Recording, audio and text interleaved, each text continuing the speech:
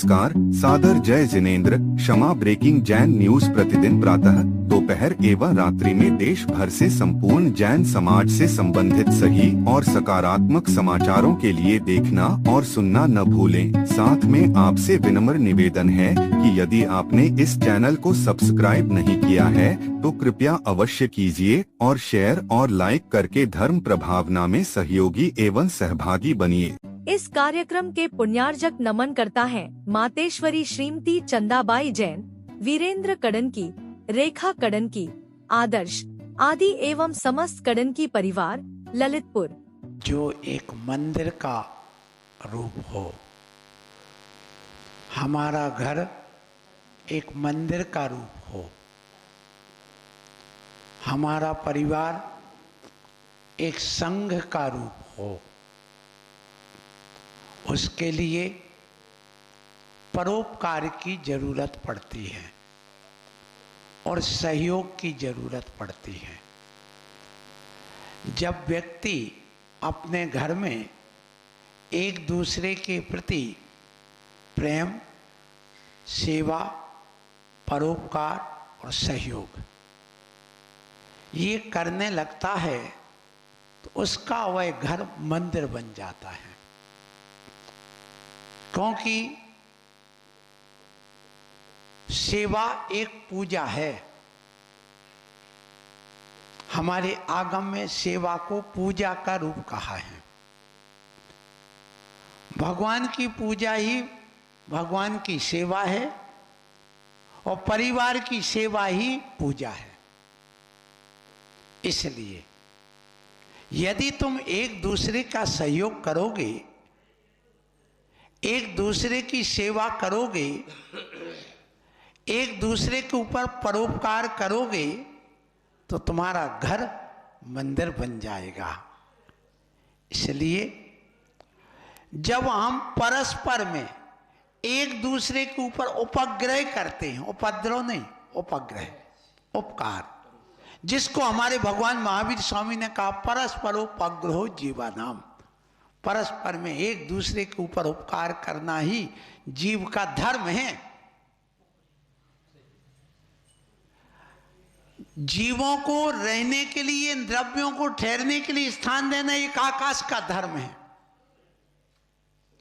और सब जीवों में, सभी द्रव्यों में परिणमन कराना यह काल द्रव्य का धर्म है और गति में सहयोग करना ये धर्म द्रव्य का धर्म है। और तुम्हें ठहरने के लिए, रुकने के लिए, जो ठहरना चाह रहा है, रुकना चाह रहा है, उसके लिए जो आपके लिए स्थान दे दे, सहयोग कर दे, वह अधर्म द्रव्य का धर्म है। इसलिए वो भी एक धर्म है। हम धर्म की बड़ी बड़ी बातें करते हैं सिर्फ मंदिर में, सिर्फ गुरु के सामने, प्रभु के सामने, लेकिन हम उसको जीवन में नहीं उतार पाते हैं। हम घर में उसको प्रयोग में नहीं ला पाते हैं। इसलिए धर्म करते हुए आज का इंसान दुखी है। ये धर्म मंदिर में करो या ना करो कोई बात नहीं, लेकिन घर में जरूर करो। इसी का नाम चेतन धर्म है। हम अचेतन धर्म करते, चेतन धर्म नहीं करते। ये अर्घ चढ़ाना ये अचेतन धर्म है। ये प्रतिमा रख करके पूजा करना ये अचेतन धर्म है। और चेतन धर्म क्या है? प्रेम से बोलना, मीठा बोलना, कम बोलना, एक दूसरे का सहयोग करना, एक दूसरे का सेवा करना, एक दूसरे से प्रेम वात्सल्य रखना, ये चेतन धर्म है।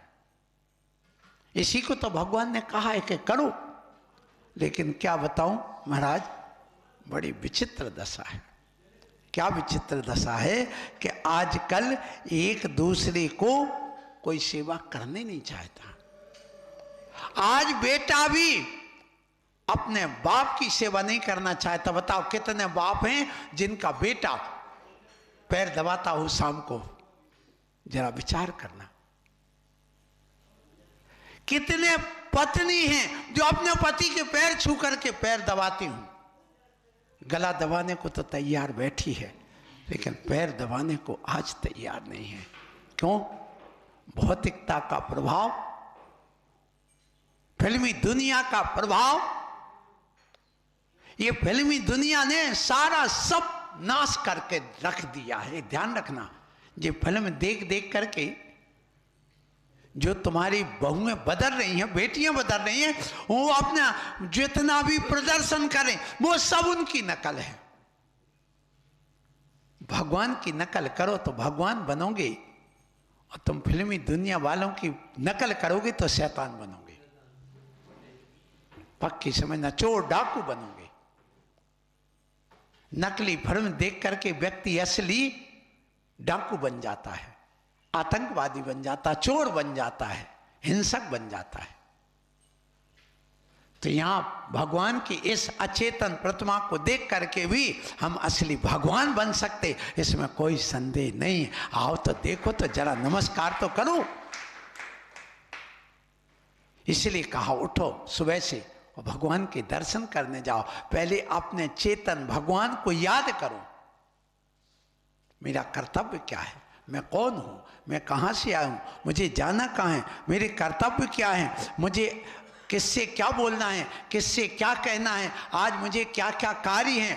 ये सुबह से उठ करके मैं कौन हूं, मुझे जाना कहां है, मेरे लिए क्यों ये मानव पर्याय मिली है, मैंने ऐसा कौन सा काम किया था कि जो मनुष्य पर्याय मिल गई, अब मुझे कौन सा काम करना है कि मैं मनुष्य शैतान नहीं भगवान बनूं। ऐसा विचार मन में लाओ। सुबह से उठ करके यदि इतना नहीं लाते हो तो अब तो ये तुमने बस इस थाली का उस थाली में द्रव्य तो किया है, लेकिन तुमने अपने परिणामों में परिवर्तन नहीं किया है। बस इसलिए जैसे आप लोग नहा धो करके आते हो तो आपके रूप में कुछ परिवर्तन आती, सुंदरता आती, चमक आती, अलग चेहरा दिखता है। खा के आओ तो गाल अलग दिखते हैं, नहा के आओ तो बाल अलग दिखते हैं। इसलिए कहावत है कि खाए के गाल और नहाए के बाल अलग दिखते। इसी प्रकार तुम पूजा करके जाओ, प्रवचन सुन के जाओ तो तुम्हारे घर में परिवर्तन दिखना चाहिए, तुम्हारे आचार में, विचार में, तुम्हारी वाणी में, तुम्हारे उठने बैठने में, तुम्हारे व्यवहार में परिवर्तन दिखना चाहिए। क्या दिखता है? यदि दिखता है तो तुम्हारा चेतन धर्म जीवित है। तुम अपने इस परिवार के साथ में जो चेतन धर्म है उसको लेकर के चल रहे हो। सो मैं आप लोगों से आज यहाँ पर यही कहना चाहता हूँ कि आप लोग एक दूसरे के प्रति परोपकार की भावना रखें। परोपकार बहुत जरूरी है। परोपकार प्रकृति भी करती है और परोपकार प्रकृति के प्राण हैं और परोपकार ही भगवान है। परोपकार भगवान है, बिल्कुल। कौन कौन है भगवान? सुन लो। इसलिए कि आप ये बात ध्यान रखिएगा, लड़खड़ाते गैर पर हंसना बड़ा आसान है। क्या कह रहा हूं? लड़खड़ाते गैर पर हंसना बड़ा आसान है और गरीब को देखकर भी हंसना आसान है, लेकिन जो गिरते हुए के हाथ पकड़ के थाम ले और ऊपर उठाए वही वास्तव में भगवान है। बस ये भगवान कौन है? हैं? बिल्कुल। जो व्यक्ति बालक को देखा होगा, लड़के को, वो जब गिरता है तो वह रोता है। आपने देखा है? तुम भी गिरते हो तो तुम्हारे भी आंसू आते हैं। उन आंसुओं को कौन पोंछ रहा है जरा बताइए? कोई है पोंछने वाला? यदि है तो वह तुम्हें भगवान है। समझ गए ना? इसलिए ध्यान रखिएगा, अपने जीवन में ये पंक्तियां जरूर याद रखना कि परोपकाराय बने बसंता। क्या कहा? परोपकाराय बने बसंता, परोपकार के लिए बसंत बनता है।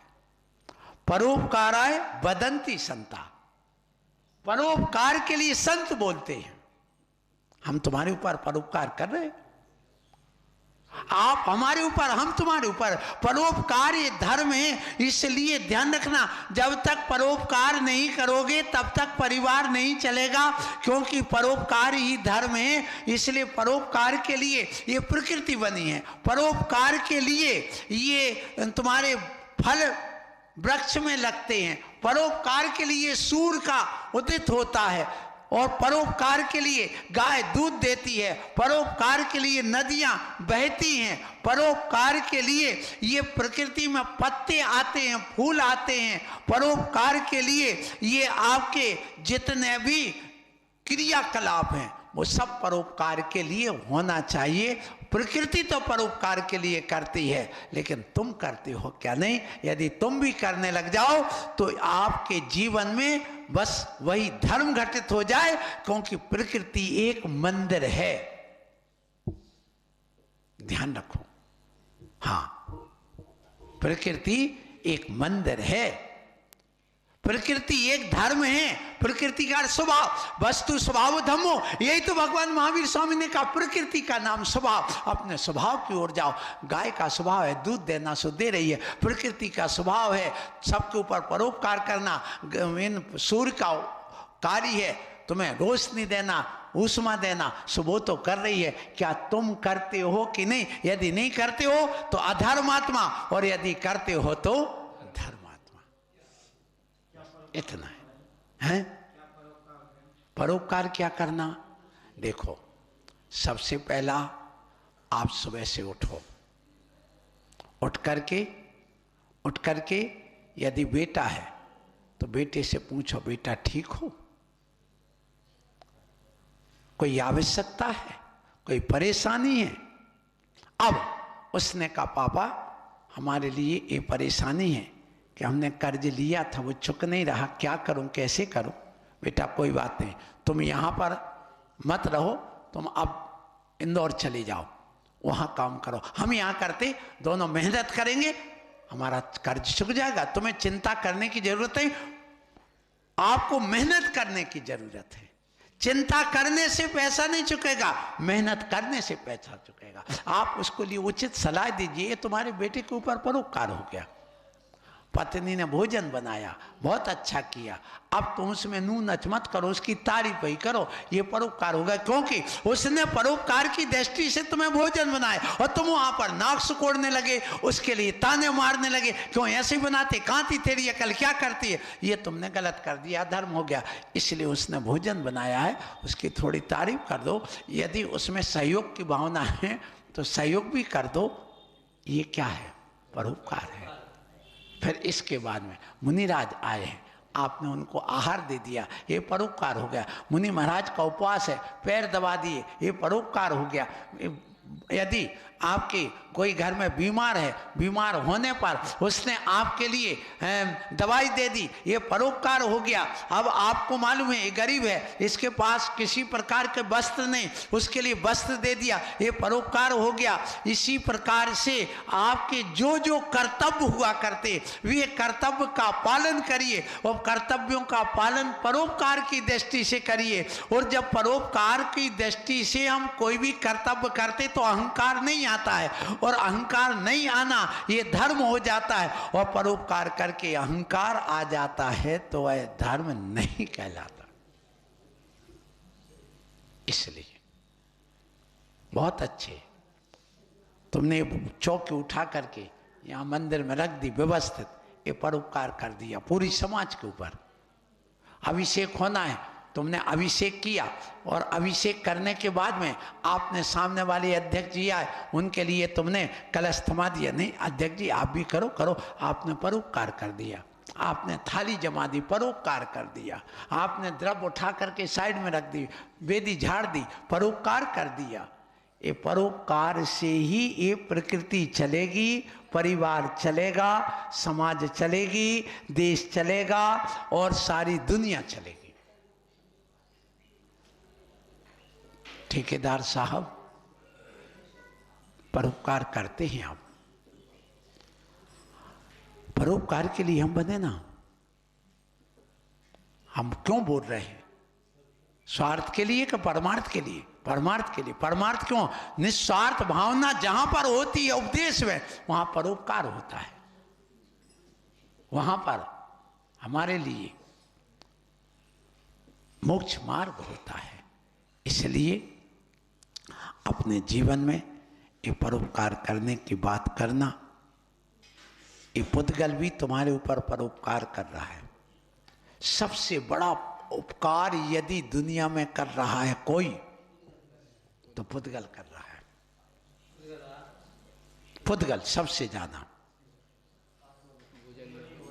यदि ये बताओ रोटी पुद्गल है कि नहीं, नहीं होती तो तुम क्या करते? ये हवा पुद्गल है कि नहीं होती तो क्या करते? ये प्रकृति जो आप देख रहे हैं, हवा के अलावा जो तुम्हारे वस्त्र हैं, ये तुम्हारे चौकी हैं, पाटे हैं, गाड़ी हैं, मकान हैं, दुकान है आदि, ये सब क्या है? कपड़े लत्ते सब पुद्गल है। यदि ये तुम्हें ना ले तो तुम्हारी दशा क्या होगी, जरा विचार करिए। ये कभी अहंकार नहीं करता है, ये कभी ये नहीं कहता मैं परोपकार कर रहा हूं, लेकिन तुम्हारे अंदर थोड़ा भी यदि तुमने कोई पेंट ला के दे दिया, है बेटा मैंने तुझे पेंट ला के दिया है, तुम क्या समझता मैं तेरा बाप हूं, ले अहंकार कर बैठा। बस यहीं पर गड़बड़ हो जाती है। इसलिए कहा हे मानव, दो दिन की जिंदगी पे इतना ना उछल के चल, दुनिया है चल चलाव का रास्ता जरा संभल के चल। ये दुनिया चल चलाव का रास्ता है, थोड़ी संभल के चलो। क्यों अकड़ रहे हो? अकड़ किसमें होती है? मुर्दे में कि जिंदा में? ध्यान रखना, झुकता वही जिसमें जान है, अकड़ तो खास मुर्दे की पहचान है। तो तुम जिंदा होकर के मुर्दा बनना चाहते हो क्या अकड़ करके? कहते नहीं, पहले अपनी आत्मा पर उपकार करो। आद हिदम कादम्बम, पहले आत्मा का हित करो। इसलिए सुबह से उठ करके सबसे पहले प्रभु का स्मरण, अपने कर्तव्य का, अपने कार्यों का, अपने किए पाप का पश्चाताप करिए। हाँ नहीं, स्वार्थी नहीं, स्वार्थी नहीं, वो स्वार्थी नहीं है। आप स्वार्थ और परमार्थ को जानते ही नहीं, इसका मतलब ये है, ध्यान रखिएगा। देखिए, स्वार्थी कब कहलाते हैं? जब हम उसकी आवश्यकताओं की पूर्ति ना करें तो स्वार्थी है। हम अपना काम करें, पहले आधितम, पहले आत्मा का हित करना। अब हमने नमोकार मंत्र जप लिया, भगवान को स्मरण कर लिया, नमस्कार कर लिया, फिर उसके बाद एक कायुसर करके और आकर के भगवान की पूजा कर ली, इसके बाद हम गए, तो ये हमने अपना पहले आत्मा का हित कर लिया। फिर अपना पैसा कमाने के लिए कार्य किया, फिर अपने बेटे की देख रेख करके, परिवार की देख रेख करके, आवश्यकताओं की पूर्ति करके, सब्जी भाजी आजी ला करके, जो भी अपने किराना विराना चाहिए वो ला करके रख लिया। ये अपने परिवार के ऊपर उपकार कर लिया। इसके बाद अब समाज में जाइए, पहले आत्मा का हित, फिर परिवार का हित, फिर समाज का हित, उसके बाद में मोहल्ले पड़ोस का हित, फिर उसके बाद गांव वालों का हित, फिर प्रदेश वालों का हित, फिर देश वालों का हित। तुम देश का हित करने चले गए और बेटा भूखा बैठा है, भाई भूखा बैठा, वो भिखारी बना बैठा, तो तुम 1 लाख का दान दे रहे, तो काय का परोपकार? ये ध्यान रखे। तुम ये जो जितने भी बात करते हैं, आप देखिए, कई ऐसी समाज हैं कि वे सिर्फ अपनी समाज को ही देते, दूसरी समाज को कुछ नहीं देते। ये ध्यान रखो। लेकिन हमें सबके लिए करना है, हमारा ये कर्तव्य बनता है। इसलिए आप लोगों से कहूँगा कि आप अपने परोपकार की क्रिया करो, लेकिन ऐसे लोगों से बचना जो तुम्हारे पर कतरते हैं। क्या Kshama breaking Jain news YouTube channel पर विज्ञापन देकर धर्म प्रभावना में बने सहभागी। विज्ञापन देने हेतु संपर्क कीजिए मोबाइल नंबर 9026900740 एवं समाचार एवं वीडियो भेजने हेतु WhatsApp number 9335236222। Kshama breaking Jain news YouTube channel देखने के लिए आपको बहुत बहुत धन्यवाद। सादर प्रणाम, सादर जय जिनेंद्र।